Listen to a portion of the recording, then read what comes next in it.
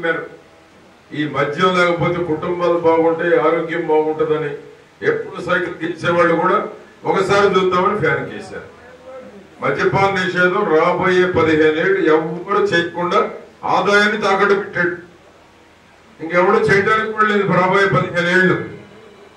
ఆ విధంగా అందరినీ మోసం చేశాడు. ఉద్యోగస్తులు మోసం చేశాడు, రైతులను మోసం చేశాడు, బీసీలను మోసం చేశాడు. ఏ కులాన్ని మోసం చేయలేదంటే అందరినీ మోసం చేశాడు. దళితులు అయితే దగ్గరపడ్డారు, ఉన్న పథకాలన్నీ పోయినాయి. బీసీలకు ఒక చట్టం తెస్తున్నాం మనం, అందుకనే బీసీలకు ఎస్సీ ఎస్టీలకు ఏ విధంగా ఒక చట్టం ఉందో బీసీలకు కూడా అదే విధమైనటువంటి చట్టాన్ని రేపు ప్రభుత్వం ఏర్పడగానే చేయటం జరుగుతుంది.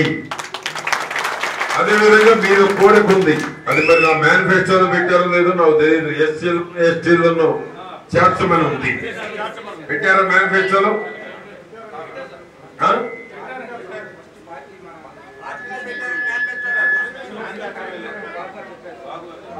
జై హో బీసీలో చెప్పారంటున్నారు. ఎందుకంటే రజక సామాజిక వర్గం నంబర్ కూడా బాగుంది ఎక్కడికక్కడ. కాబట్టి మీ మీద ప్రత్యేక దృష్టి కూడా ఉంది బాబు గారికి. ఒక ఎమ్మెల్సీ కూడా ఇచ్చారు రామారావు గారికి. ఆ విధంగా తప్పకుండా సామాజిక వర్గం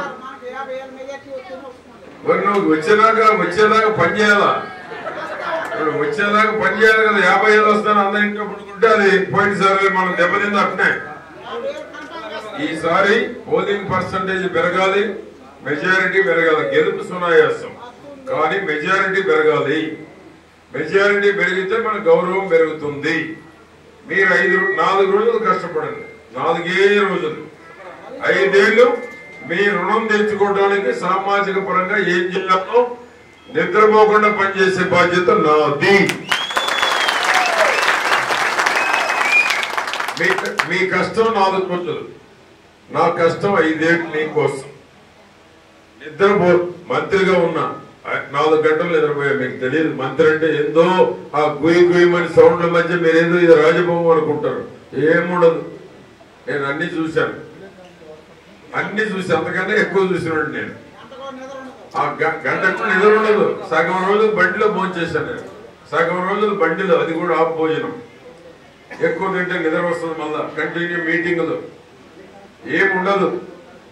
అదే వైఎస్ఆర్ పార్టీలు అయితే ఎంజాయ్ చేస్తారు. ఇక్కడ అట్లా ఉండదు. ఇక్కడ పద్దాకులు తోమే పనిలోనే ఉంటాడు చంద్రబాబు గారు. పని పని పని అనే ఉద్దేశం. నిమిషం వృధా చేయక